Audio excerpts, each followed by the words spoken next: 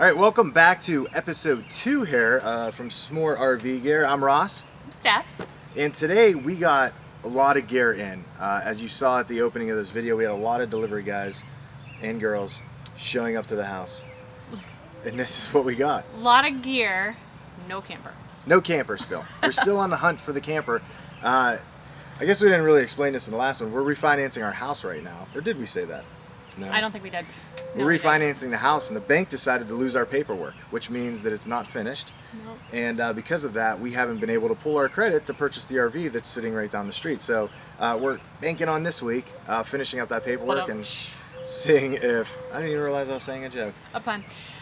So we got all this gear in. What you're seeing here is about $1,200, $1,300 worth of gear that we've purchased. We don't have everything here, but what we did is we went online and we watched a lot of videos, as you're doing now, and we started to find the things that we realized we were gonna need. Yeah. So basically we're just getting really, really excited, and we started purchasing things we are going to need for the camper. What's the old saying? Don't put the cart before the horse? Yep. This is the guess cart what we did. before the horse. So what do we want to start with here, Steph? You want to talk about... Why don't you start with this here? Okay, so surge protector. What you're also going to notice about this video is we're just going to show you what we got. We're not going to go into detail because we're actually going to come back and do full reviews of all of the gear in use. Right. Once we get the camper and showing exactly how it works and how to use it, how to hook it up. We're going to do individual videos of everything. So make sure you're looking out for that coming up. So let's get into the gear part. This here is a Southwire surge guard, surge protector. I didn't realize that campgrounds have a lot of dirty electricity in them. I didn't even realize that was a thing. A lot. Again, we're learning so much. So this is a 30 amp, it goes up, they have a 60 amp, but basically what this does is just protects your RV if there's a surge that goes on, but it also tells you if the electricity coming out of the campsite is clean and safe for your RV, because the last thing you want to do is avoid using one of these and have it fry up your camper. So we got the surge guard. We're going to put prices down below with everything as we go, so you're going to be able to see all that because I can't memorize everything. Yeah, and where you can find. We're going to have links to everything on Amazon, so if you purchase it from there, helps you, it also helps us. Correct. You want to talk about the water stuff here a little bit, because this was, so we talked about all this before we came out, and the water stuff is very complicated when you start to think about it. It is, and you know, bear with me because like you said, we are first timers, we're just learning, and so bear with us. These are water filters, and why you're seeing so many is it's just because we have extra. So one only lasts you 30 days, and you hook this up to your clean water hose. So what this, it doesn't, you have to purchase it separately. Right. Correct. But you're going to want a water pressure regulator because not all campsites just like the electricity, the water coming out can be too high pressure. Correct. So you don't want to blow out all your plumbing. So we actually have two variations of it. Right. So this is going to hook onto the water hookup at the campsite. And you can't see it, but it has low, high, low and high. And green. And green is safe. Green means good. Yeah, yeah. Okay. So that goes on to the campsite hookup. Yep. And then you're going to put this one, right? Yeah. Yeah, yeah. Then this goes on to this. Yeah, okay. And the reason we got this one specifically instead of buying, because they make 4-packs, is this one actually came with this extra hose in there. So it's just another nozzle to be able to hook in with. So that's going to go together. And then and then this stays inside the camper. Yeah, correct? well, it plugs into the camper on the outside of it, but that's where all the water will be going towards. But you can keep it on, hooked onto the camper. Yeah, so it's just another regulator. You can actually just buy, I didn't want to mess up unplugging the plastic on and off constantly, so I just got another brass connector. And then hoses is something that, you know, we have this metal hose, we're not sure, probably not going to be for clean water. Yeah. But it's just going to be there for rinsing things and just so, an extra. Yeah, we don't have all the hoses that we're getting, but we're going to have Fun fact about that water. is that does not it doesn't kink. It's anti-kink hose. So that's those stainless steel ones. I think it's about 50 feet, 30 or so bucks, 40 bucks on Amazon. Again, a link below to all of that. So once you get out of your clean water and you've processed all that, it goes into your gray water and your black water. Black water, gray water, black water. Yeah. Got it? Got it. So here is the Revolution kit. Found this, and you're going to see variations of this. This is 20 feet of hose. You obviously maybe need more or less hose depending on where you're camping, so you kind of have an idea. And if you're going out for the first time like us, we don't know. So this is 20 feet. I'm hoping that's enough to get us where we need to go from the camper to the dump. And hopefully you get a full hookup, which is what we're going to be looking at, is something that we could actually plug into. So this is going to be for our black and gray water coming out of the RV. Good little product, very nice. It's got some extra attachments inside.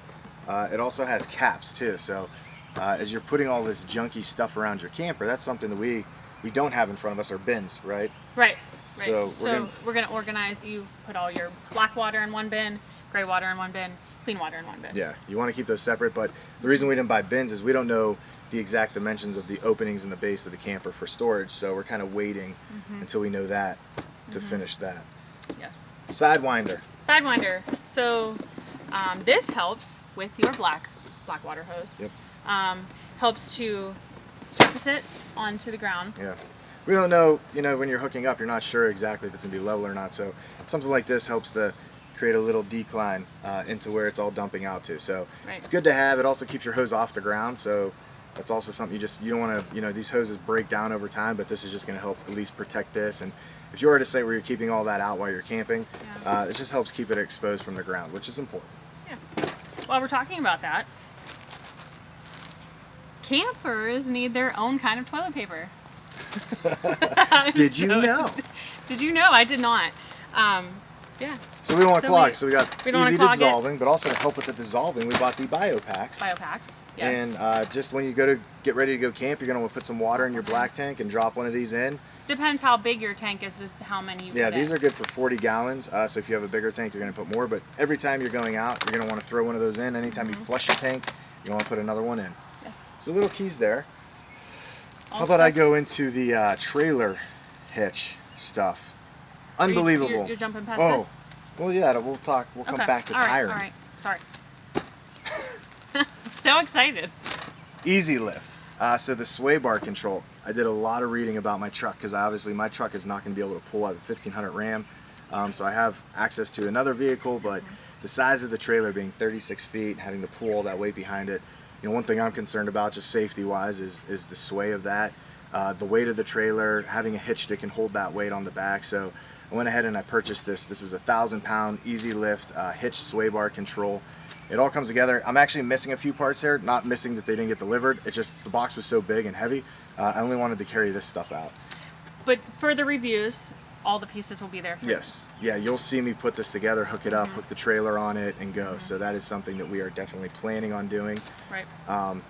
And so that's along with the hitching, just little things too, gloves. You don't think about how many gloves you might need, but when you're handling all this kind of stuff, you might want actually full-on rubber. But we got these coated rubber gloves. We got a 10-pack of these for, I don't know the price again, but you're going to want to make sure you have a lot of these. These way you can dispose of them if you need to, and then if you have just kind of for mechanical things, you got it around there.